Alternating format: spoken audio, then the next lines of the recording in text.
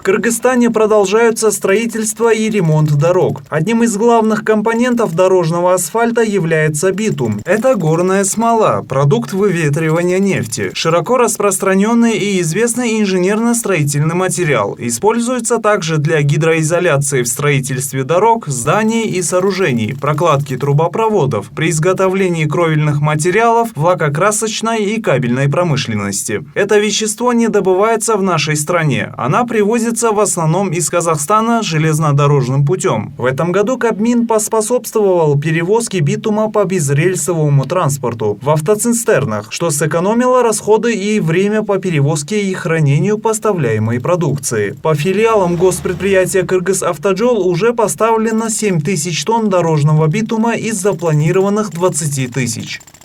Я хочу отметить, что в текущем году за счет вот этого битума будет отремонтировано где-то более 600 километров автодорог. Значит, из них за счет республиканского бюджета будет отремонтировано 450 километров.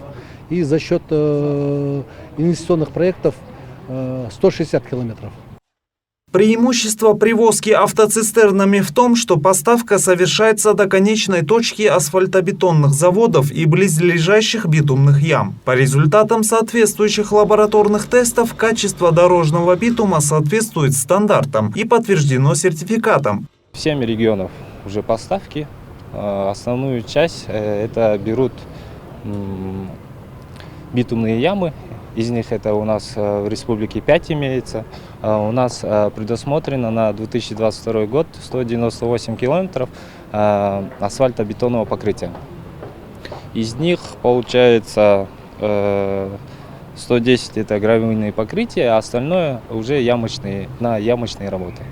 По сообщению Минтранса, ранее был заключен договор о поставке дорожного битума с заводом «Казахбитум», расположенным в Шымкенте. С 18 апреля по 18 июня 20 тысяч тонн этого асфальтного компонента доставляются в битумные хранилища по республике. Иссык-Куль – это в Балыкче, Чуй – в Кемине и Шамалдысай в Джалалабадской области, а также в городах Ош и Талас.